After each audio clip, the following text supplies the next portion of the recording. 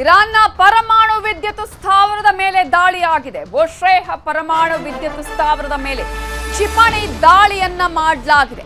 ಅಂತಾರಾಷ್ಟ್ರೀಯ ಪರಮಾಣು ಶಕ್ತಿ ಸಂಸ್ಥೆಯಿಂದ ಮಾಹಿತಿಯನ್ನ ನೀಡಲಾಗಿದ್ದು, ಪರಮಾಣು ವಿದ್ಯುತ್ ಸ್ಥಾವರವನ್ನೇ ಗುರಿಯಾಗಿಸಿಕೊಂಡು ಇಸ್ರೇಲ್ ದಾಳಿ ಮಾಡಿದೆ.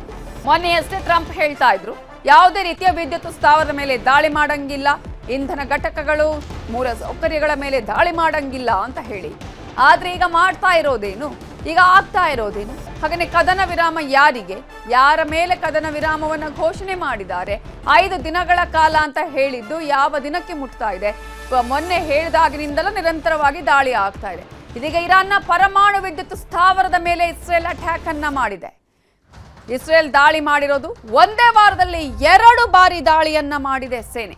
IAEA ಸಂಯಮಕ್ಕೆ ಒತ್ತಾಯಿಸ್ತಾ ಇದ್ದಂತೆ ಇರಾನ್ನ ಬುಶ್ರೇಹ್ ಪರಮಾಣು ಸ್ಥಾವರದ ಮೇಲೆ ಮತ್ತೆ ಕ್ಷಿಪಣಿ ದಾಳಿಯನ್ನ ಮಾಡಿದೆ ಇಸ್ರೇಲ್.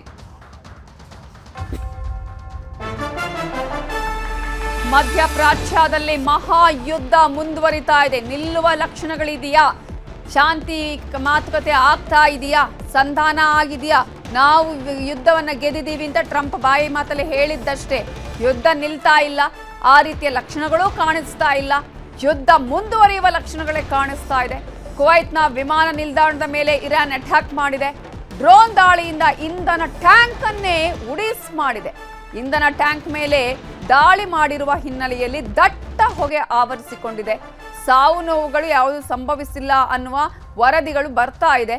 ಸದ್ಯಕ್ಕಂತೂ ಯಾವುದೇ ರೀತಿಯ ಸಾವು ನೋವುಗಳು ಆಗಿಲ್ಲ ಅಂತ ಇಂಧನ ಟ್ಯಾಂಕ್ ಅನ್ನೇ ಉಡಿಸ್ ಮಾಡಿದೆ ಇದೀಗ ಇರಾನ್. ಕುವೈತ್ನ ವಿಮಾನ ನಿಲ್ದಾಣದ ಮೇಲೆ ದಾಳಿಯನ್ನ ಮಾಡಲಾಗಿದೆ. ಮಧ್ಯಪ್ರಾಚ್ಯದಲ್ಲಿ ಈಗಾಗಲೇ 26ನೇ ದಿನಕ್ಕೆ ಮುಂದುವರೆದಿದೆ ಈ ಯುದ್ಧ. ಯುದ್ಧದ ಪರಿಣಾಮ ಇತರೆ ದೇಶಗಳಿಗೂ ಆಗ್ತಾ ಇದೆ. ಇದರ ಬಗ್ಗೆ ಇನ್ನಷ್ಟು ಡೀಟೇಲ್ಸ್ ಅನ್ನ ಕೊಡೋದಕ್ಕೆ ನಮ್ಮ ನ್ಯೂಸ್ ಎಡಿಟರ್ ಆಗಿರುವಂತಹ ರಾಘವೇಂದ್ರ ಗುಡಿ ಈಗ ಫೋನ್ ಸಂಪರ್ಕದಲ್ಲಿ ಜಾಯ್ನ್ ಆಗಿದ್ದಾರೆ. ರಾಘವೇಂದ್ರ ಗುಡಿ, 5 ದಿನಗಳ ಕಾಲ ಯಾವುದೇ ರೀತಿಯಾದಂತಹ ವಿದ್ಯುತ್ ಸ್ಥಾವರಗಳ ಮೇಲೆ ಯುದ್ಧ ಮಾಡಂಗಿಲ್ಲ, ಅಟ್ಯಾಕ್ ಮಾಡಂಗಿಲ್ಲ, ಇಂಧನ ಮೂಲಸೌಕರ್ಯಗಳ ಮೇಲೆ ಅಟ್ಯಾಕ್ ಮಾಡಂಗಿಲ್ಲ ಅನ್ನೋದು ಕೇವಲ ಬಾಯಿ ಮಾತಿಗಷ್ಟೇ ಉಳಿಯಿತು. ಯಾಕಂದ್ರೆ ಈಗಾಗಲೇ ಅಟ್ಯಾಕ್ಗಳ ಮೇಲೆ ಅಟ್ಯಾಕ್ಗಳು ಆಗ್ತಾ ಇದೆ. ಒಂದ್ ಕಡೆ ಶಾಂತಿ ಮಾತುಕತೆ ಆಗ್ತಾ ಇದೆ, ಸಕ್ಸಸ್ ಆಗಿದೆ, ದೊಡ್ಡ ಗಿಫ್ಟ್ ಕೊಟ್ಟಿದ್ದಾರೆ ಇರಾನ್ನವರು ಅಂತ ಹೇಳಿ ಟ್ರಂಪ್ ಹೇಳ್ತಾ ಇದ್ರೆ, ಇಲ್ಲಿ ಆಗ್ತಾ ಇರೋದೇ ಬೇರೆ. ನವಿತಾ, ಪ್ರಮುಖವಾಗಿ ಇರಾನ್ ವಿಚಾರಕ್ಕೆ ಸಂಬಂಧಪಟ್ಟ ಹಾಗೆ ಅಲ್ಲಿ ಒಂದು ಸಿಂಗಲ್ ಪಾಯಿಂಟ್ ಆಫ್ ಕಾಂಟ್ಯಾಕ್ಟ್ ಅನ್ನುವಂಥದ್ದು ಅಲ್ಲಿ ಆಡಳಿತದಲ್ಲಿ ಇಲ್ಲ. ಅದು ಮಿಲಿಟರಿ ಆಡಳಿತ ಇರಬಹುದು ಅಥವಾ ಅಲ್ಲಿರುವ ರಾಜಕೀಯ ನಾಯಕರಿರಬಹುದು, ಯಾರೂ ಕೂಡ ಈಗ ಖಮೇನಿ ರೀತಿಯಾಗಿ ಒಂದು ಸಮಗ್ರವಾದಂತ ನಿರ್ಧಾರ ತೆಗೆದುಕೊಳ್ಳುವಂತ ಸ್ಥಿತಿಯಲ್ಲಿಲ್ಲ. ಹೀಗಾಗಿ ಅಲ್ಲಿ 2-3 ಇರಾನ್ಗಳಿದಾವೆ ಅನ್ನುವಂತ ಚರ್ಚೆಗಳು ಶುರುವಾಗಿರುವಂತದ್ದು. ಇಲ್ಲಿಯ ತನಕ ಕೂಡ ಟ್ರಂಪ್ ನಾವು ಇರಾನ್ ಜೊತೆಯಲ್ಲಿ ಮಾತುಕತೆಯನ್ನ ಆಡ್ತಾ ಇದೀವಿ ಅಂತ ಹೇಳ್ತಾ ಇದ್ದಾರೆ ಹೊರತು ಇರಾನ್ ನಲ್ಲಿ ಯಾರ ಜೊತೆಯಲ್ಲಿ ಮಾತುಕತೆಯನ್ನ ಆಡ್ತಾ ಇದ್ದಾರೆ ಅನ್ನೋದ್ರ ಬಗ್ಗೆ ಸ್ಪಷ್ಟವಾದಂತ ಮಾಹಿತಿ ಇಲ್ಲ. ಯಾಕಂದ್ರೆ ಒಂದು ಕಡೆ ಇರಾನ್ನ ರೆವಲ್ಯೂಷನರಿ ಗಾರ್ಡ್ ಮುಖ್ಯಸ್ಥರು ನಮ್ಮ ಜೊತೆಯಲ್ಲಿ ಮಾತನಾಡಿಲ್ಲ ಅಂತ ಹೇಳ್ತಾ ಇದ್ರೆ, ಅಲ್ಲಿಯ ವಕ್ತಾರರು ನಾವಂತೂ ಮಾತನಾಡ್ತಾ ಇಲ್ಲ, ಟ್ರಂಪ್ ಜೋಕರ್ ರೀತಿಯಾಗಿ ವರ್ತನೆ ಮಾಡ್ತಾ ಇದ್ದಾರೆ ಅಂತ ಹೇಳ್ತಿದ್ದಾರೆ. ಅದೇ ರೀತಿಯಾಗಿ ಅಲ್ಲಿರ್ತಕ್ಕಂಥ ಇತರೆ ರಾಜಕೀಯ ನಾಯಕರು ಕೂಡ ಯಾರು ಸ್ಪಷ್ಟವಾಗಿ ಹೇಳೋಕೆ ಸಿದ್ಧರಿಲ್ಲ, ನಾವು ಅಮೆರಿಕದ ಜೊತೆಯಲ್ಲಿ ಮಾತನಾಡ್ತಾ ಇದ್ದೀವಿ ಅಂತ ಹೇಳಿ. ಇನ್ನೊಂದು ಕಡೆಯಲ್ಲಿ ಏನಾಗ್ತಾ ಇದೆ, ಹರ್ಮುಜ್ ಜಲಸಂಧಿಯನ್ನ ಸಂಪೂರ್ಣವಾಗಿ ತೆರವು ಮಾಡಬೇಕಾದಂತ ಒತ್ತಡಕ್ಕೆ ಕೂಡ ಈಗ ಅಮೆರಿಕ ಮತ್ತು ಇಸ್ರೇಲ್ ಸಿಲುಕಿರುವಂತದ್ದು. ಯಾಕಂದ್ರೆ ಇರಾನ್ ಹರ್ಮುಜ್ ಜಲಸಂಧಿಯನ್ನ ಒಂದು ರೀತಿಯಿಂದ ತನ್ನ ವೆಪನ್ ಆಗಿ ಬಳಸ್ಕೊಳ್ತಾ ಇದ್ರೆ, ಅದರ ಕಾರಣದಿಂದಾಗಿ ಇಡೀ ವಿಶ್ವಾದ್ಯಂತ ತೈಲ ಬೆಲೆ ಇರ್ಬೋದು ಅಥವಾ ತೈಲ ಮತ್ತು LPG, ಪ್ರಮುಖವಾಗಿ CNG, LPG ಇವೆಲ್ಲವೂ ಕೂಡ ಒಂದು ಸಿಗೋದೇ ಕಷ್ಟ ಅನ್ನುವಂತ ಪರಿಸ್ಥಿತಿಗಳು ನಿರ್ಮಾಣ ಆಗ್ತಾ ಇದಾವೆ. ಇದಕ್ಕೆ ಭಾರತ ಕೂಡ ಬರ್ತಲ್ಲ ಅಥವಾ ಯಾವುದೇ ರಾಷ್ಟ್ರಗಳು ಬರ್ತಲ್ಲ. ಇನ್ಫ್ಯಾಕ್ಟ್ ಇವತ್ತು ಹರ್ಮುಜ್ ಜಲಸಂಧಿಯಿಂದ ಪಾಕಿಸ್ತಾನಕ್ಕೆ ಸೇರಿದಂತ ಒಂದು ಹಡಗನ್ನ ಇರಾನ್ ಸೇನೆ ಮರಳಿ ಕಳಿಸಿರೋದು ಕೂಡ ಈಗ ವರದಿ ಆಗ್ತಾ ಇದೆ. ಅಂದ್ರೆ ಯಾವುದೇ ಕಾರಣಕ್ಕೂ ಕೂಡ ಹರ್ಮುಜ್ ಜಲಸಂಧಿಯ ಅಲ್ಲಿ ತೆರವಾಗುವಂತ ಸಾಧ್ಯತೆಗಳು ಕಂಡು ಬರ್ತಾ ಇಲ್ಲ. ಅದನ್ನ ತನ್ನ ಲಿವರೇಜ್ ಆಗಿ ಬಳಸ್ಕೊಳ್ತಾ ಇರುವಂತಹ ಇರಾನ್ ಕೂಡ ಹಿಂಜರಿತಾ ಇಲ್ಲ. ಹೀಗಾಗಿ ಇದೇ ಕಾರಣದಿಂದಾಗಿ ದಾಳಿ ಮುಂದುವರೆದಿರುವಂತ ಸಾಧ್ಯತೆಗಳಿದಾವೆ. ಒಂದು ಕಡೆಯಿಂದ ಅವ್ರು ಎಷ್ಟೇ ಹೇಳ್ತಾ ಇದ್ರು, ನಾವು ನಮಗೆ ಸಾಕಷ್ಟು ಹಾನಿಯಾಗಿದೆ, ನಾವು ದಾಳಿಯನ್ನು ಮುಂದುವರಿಸ್ತೀವಿ ಅಂತ ಇರಾನ್ ಹೇಳ್ತಾ ಇದ್ರು, ಅಲ್ಲಿರುವ ಜನ ಮತ್ತು ಅಲ್ಲಿರುವಂತ ಒಂದು ಆಡಳಿತದ ಒಂದು ವರ್ಗ ಮಾತ್ರ ಈ ಒಂದು ಯುದ್ಧ ನಿಲ್ಲಬೇಕು ಅಂತ ಹೇಳ್ತಾ ಇರುವಂತದ್ದು. ಹೀಗಾಗಿ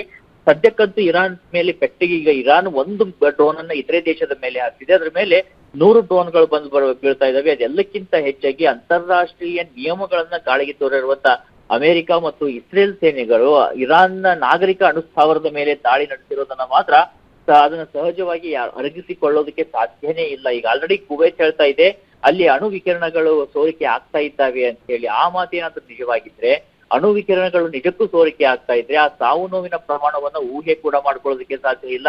ಅದರ ಭೀಕರತೆ ಎಷ್ಟರ ಮಟ್ಟಿಗೆ ಇರುತ್ತಂದ್ರೆ ಏನಾದ್ರೂ ಈಗ ನೈಋತ್ಯ ಮಾರುತಗಳು ಬರುವಂತ ಸಂದರ್ಭದಲ್ಲಿ ಇರಾನ್ ನಲ್ಲಿ ಆಗುವಂತ ಪೊಲ್ಯೂಷನ್ ಅದು ವಿಕಿರಣ ಸೇರಿದಂತೆ ಪೊಲ್ಯೂಷನ್ ಏನಿದೆ ಅದು ಪಾಕಿಸ್ತಾನ ಮತ್ತು ಭಾರತದ ತನಕ ಒಂದು ತಲುಪುವಂತ ಸಾಧ್ಯತೆಗಳನ್ನ ಕೂಡ ಅಲ್ಲಗಳಿ ಹಾಗಿಲ್ಲ. ಹೀಗಾಗಿ ಇದು ಅತ್ಯಂತ ಸೂಕ್ಷ್ಮವಾಗಿರ್ತಕ್ಕಂಥ ವಿಚಾರ ಮತ್ತು ಅತ್ಯಂತ ಆತಂಕಕ್ಕೆ ಕಾರಣವಾಗಿರ್ತಕ್ಕಂಥ ವಿಚಾರ ಈ ದಾಳಿಗಳೆಲ್ಲವೂ.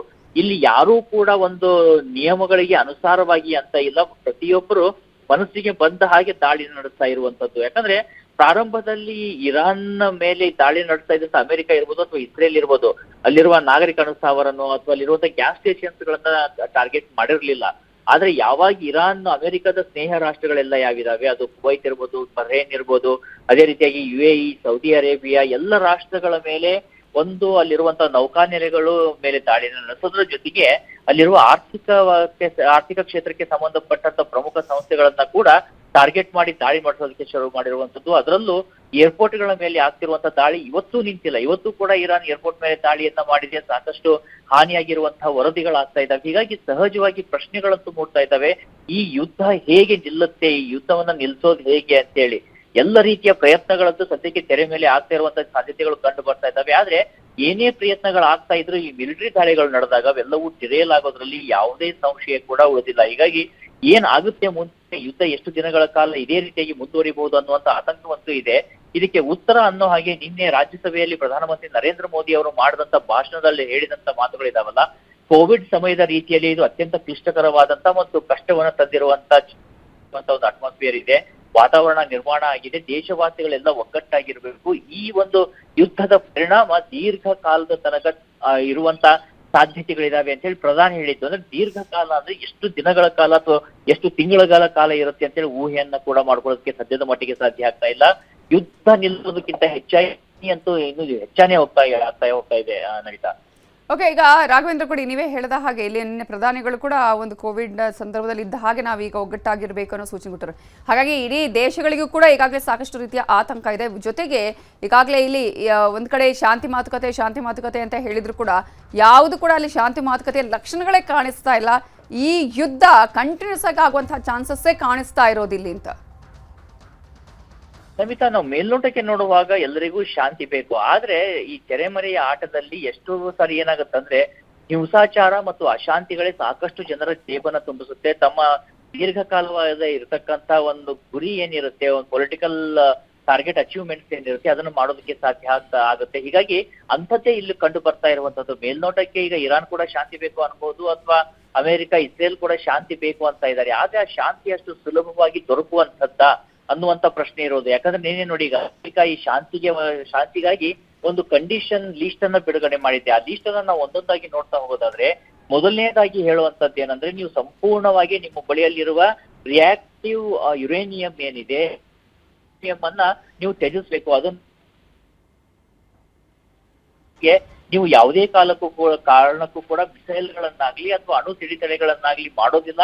ಒಂದು ವೇಳೆ ಮಾಡಿದ್ರೆ ಅದನ್ನ ಸಂಪೂರ್ಣವಾಗಿ ಅದಕ್ಕೆ ಆಕ್ಸೆಸ್ ಕೊಡಬೇಕು ಮತ್ತು ಅದನ್ನ ನಾಶ ಮಾಡಬೇಕು ಅನ್ನುವಂತ ಕಂಡೀಷನ್ ಕೂಡ ಅಮೆರಿಕ ಹಾಕಿರುವಂತದ್ದು. ಹೀಗಾದಾಗ ಇರಾನ್ಗೆ ಸಹಜವಾಗಿರುವಂತ ಪ್ರಶ್ನೆ ಅಂದ್ರೆ, ಇಷ್ಟು ದೀರ್ಘಕಾಲದಿಂದ ನಾವು ಒಂದು ಅಣುಪವರ್ ಆಗ್ಬೇಕು ಅಂತ ಹೇಳಿ ಉದ್ದೇಶ ಇಟ್ಟುಕೊಂಡು ಏನೆಲ್ಲ ಸಿದ್ಧತೆಯನ್ನ ಮಾಡಿ ಎಷ್ಟೆಲ್ಲ ಒಂದು ಸ್ಯಾಕ್ರಿಫೈಸ್ ಅನ್ನ ಮಾಡಲಾಗಿದೆ. ಅಲ್ಲಿರ್ತಕ್ಕಂತಹ ಮಿಲಿಟರಿ ಲೀಡರ್ಶಿಪ್ ಇರ್ಬೋದು ಅಥವಾ ರಾಜಕೀಯ ಪೊಲಿಟಿಕಲ್ ಲೀಡರ್ಶಿಪ್ ಇರ್ಬೋದು. ಹಾಗಿದ್ರೆ ಅವರ ಆ ಒಂದು ತ್ಯಾಗ ಮತ್ತು ಬಲಿದಾನಕ್ಕೆ ಯಾವ ರೀತಿಯಾದಂತ ಬೆಲೆ ತೆಕ್ಕಾಗತ್ತೆ ಅನ್ನುವಂತ ಪ್ರಶ್ನೆಗಳನ್ನ ಅಲ್ಲಿ ಇರ್ತಕ್ಕಂಥವ್ರಿಗೆ ಕೇಳ್ತಾ ಇದ್ದಾರೆ. ಆದ್ರೆ ವಿಶ್ವ ದೃಷ್ಟಿಯಿಂದ ನೋಡಿದಾಗ ನಿಜಕ್ಕೂ ಕೂಡ ಅಣುಬಾಂಬನ್ನ ಹೊಂದುವಂತ ಯಾವುದೇ ಅಧಿಕಾರ ಇರಾನ್ಗೆ ಇಲ್ಲ, ಅದು ಸ್ಪಷ್ಟವಾಗಿರುವಂತದ್ದು. ಯಾಕಂದ್ರೆ ಇರಾನ್ ನಮ್ಮ ಬಳಿಯಲ್ಲಿ ಯುರೇನಿಯಂ